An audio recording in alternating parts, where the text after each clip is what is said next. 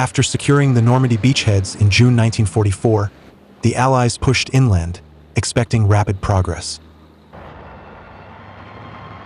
But while British and Canadian forces became locked in brutal battles around Caen, American troops faced a different challenge: Normandy's Bocage country. This seemingly picturesque farmland, with its thick, centuries-old hedgerows, became a fierce battleground. German defenders turned the terrain into a fortress, ambushing advancing U.S. forces from concealed positions. Every hedgerow was a new battlefield, and every advance came at a steep cost. Faced with this brutal reality, the U.S. Army needed a breakthrough fast. And so, in true American fashion, battlefield ingenuity took over. A simple, yet game-changing solution emerged: the so-called Rhino tank, a modified tank fitted with metal prongs designed to slice through the hedgerows. These hedge cutters were often seen at the forefront of armored columns in Normandy, clearing the way for the tanks that followed. But did these field-expedient modifications truly solve the problem, or was the battle of the hedgerows won through other means? Let's dive in and find out. The Normandy Bocage, originally shaped by Roman-era farming practices, consisted of dense, irregularly arranged hedgerows that divided the landscape into small, enclosed fields. These natural barriers were formed by raised earthen mounds, often lined with thick vegetation that could reach heights of up to 5 meters. Irrigation ditches running alongside provided water for crops and livestock, further reinforcing the terrain's defensive nature. In a typical square mile, hundreds of these hedged enclosures created a maze-like battlefield that severely hampered movement and visibility. Anticipating an Allied invasion, the Germans meticulously prepared their defenses in the Normandy Bocage. Each enclosed field became a natural stronghold, with troops trained to maneuver through and around the dense hedgerows, while using trees for elevated firing positions. Likely enemy advance routes were pre-identified and mapped by coordinates, allowing defenders to call in precise artillery strikes on attacking forces. The boundaries between properties were often marked by parallel hedgerows, with a narrow path or road in between, perfect locations for defensive strongpoints. These choke points were ideal for machine gun nests, mortar positions, and anti-tank weapons, forcing attackers into deadly kill zones. Some paths were just wide enough for small vehicles, but for the advancing Allies, they often became death traps under German fire. As the Germans fortified their defenses within the hedgerows, the advancing Allied forces encountered significant challenges. With each field enclosed by towering earthen embankments, visibility was severely limited. Allied troops couldn't see beyond the next hedgerow, while German defenders used them as near-perfect fortifications. Tanks struggled in this terrain. Attempting to climb the embankments exposed their vulnerable undersides, while those confined to narrow roads became easy prey for enemy gunners. Worse still, a single disabled tank could completely block these paths, creating bottlenecks that stalled entire offensives. As a result, even a small, well-placed German unit equipped with anti-tank guns could halt the advance of an entire battalion. As the Allies prepared for Operation Cobra, they sought ways to adapt their tanks for the difficult Bocage terrain. One solution was the use of Sherman tanks modified with bulldozer blades to break through the dense hedgerows. However, some hedgerows were so thick that engineers first had to blast openings with explosives before bulldozers could widen the gaps. This process was slow and labor-intensive, significantly delaying the offensive. Even more troubling, German gunners made the modified bulldozers and dozer-equipped Shermans high-priority targets, who aimed to eliminate these crucial breaching tools and keep the Allies trapped in the hedgerow maze. The breakthrough solution to the Hedgerow problem came from an unlikely source, Sergeant Curtis G. Culin, of the 102nd Cavalry Reconnaissance Squadron, 2nd Armored Division. Inspired by a discussion with a Tennessee soldier named Roberts, Culin devised a simple yet ingenious tool, a set of metal sawtooth prongs that could be mounted on the front of a tank to slice through the thick embankments. Made from salvaged steel, including repurposed beach obstacles, the device was both cheap and effective. Welded onto the front of Sherman tanks, it allowed them to plow directly through hedgerows without exposing their vulnerable undersides. On July 14, 1944, Culin's creation was demonstrated to Lieutenant General Omar Bradley, who immediately recognized its value. He ordered mass production, ensuring that as many tanks as possible were equipped with the device in time for Operation Cobra, the decisive U.S. breakout on July 25th. Though Culin was widely credited with the invention, he tried to share the recognition with Roberts, whose idea had sparked the innovation.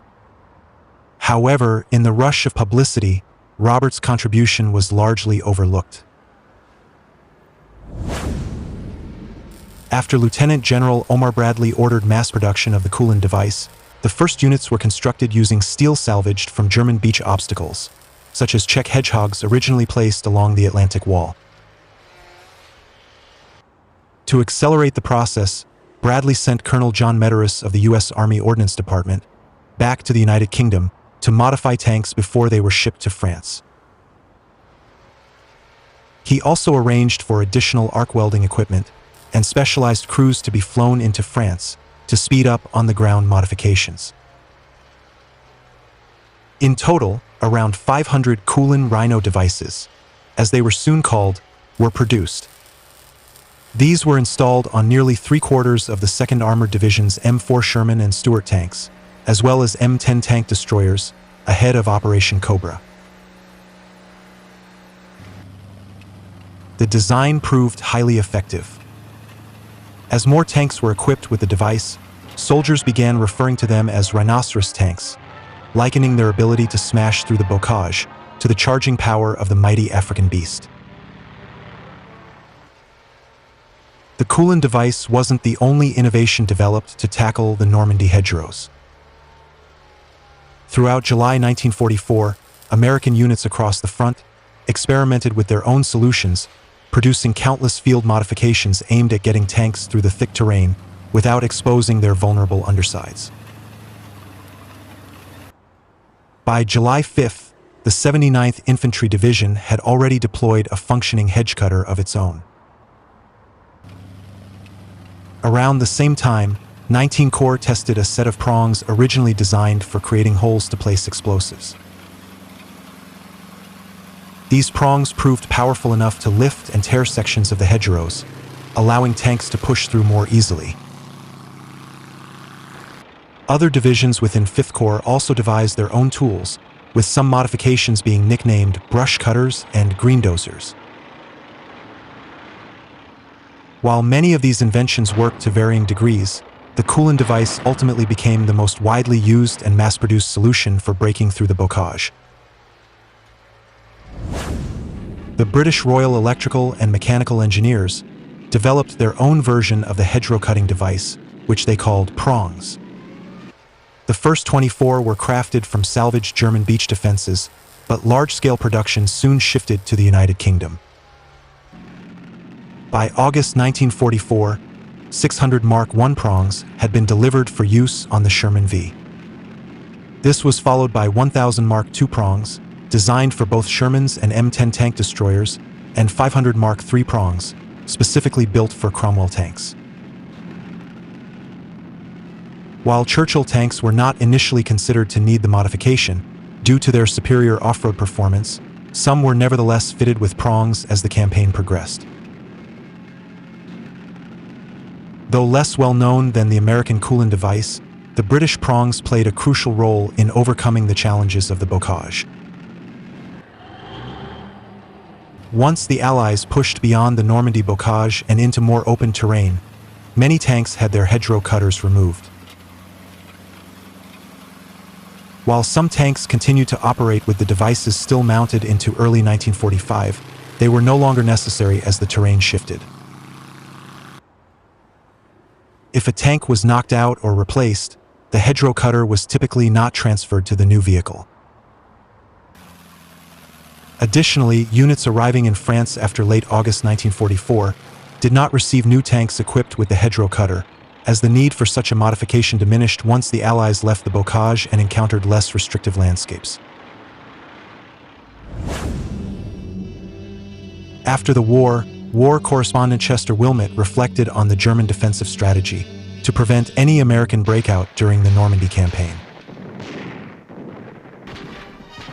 According to Wilmot, the Germans aimed to hold the front line lightly, focusing instead on securing the road junctions for a depth of 3 to 4 miles behind the front. Their goal was to delay any breakthrough by slowing the Allied advance to match the pace of infantry movements. However, with the launch of Operation Cobra, Allied forces, equipped with the newly developed Rhino tanks, were able to bypass German strongholds, enabling their rapid advance. The tank's ability to cut through the hedgerows allowed the Allies to continue their push, leaving the more fortified positions to be dealt with by infantry and engineers, ensuring that the breakthrough would not be stalled. Martin Blumenson, the American official campaign historian, provides insight into the success of Operation Cobra. He describes how, during the operation, tanks of the 2nd Infantry Division, supported by artillery, advanced without infantry for 20 minutes, covering several hundred yards and cutting through hedgerows. This breakthrough allowed the tanks to create gaps in the defenses before returning to their starting position. Once the infantry caught up, the combined force rapidly advanced together, forcing the Germans to scramble and preventing them from re-establishing their defensive positions in time. In a similar vein, during Operation Bluecoat, a British offensive in Normandy, Churchill tanks equipped with prongs were able to navigate terrain that was otherwise considered impassable for tracked vehicles. The tank's ability to push through the bocage with the prongs caught the German defenders by surprise, contributing to the success of the operation. Military historian Stephen Zaloga offers a more skeptical view of the Hedgerow cutter devices, claiming that they were not as widely used as the legend would suggest, and that their effectiveness has been somewhat overstated. Despite this, other historians, including Max Hastings and Chester Wilmot, credit the invention with restoring battlefield maneuverability to the Allied forces, enabling them to push forward more effectively through the difficult terrain. Martin Blumenson acknowledges that, while the device restored mobility in the bocage, he notes that it was of little tactical value in the breakout itself.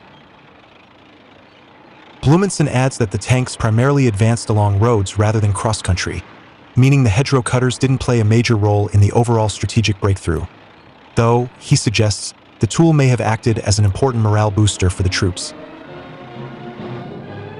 Nevertheless, testimonies from many Allied tankers and generals suggest that the Culin device effectively served its intended purpose and contributed to the Allied victory in World War II.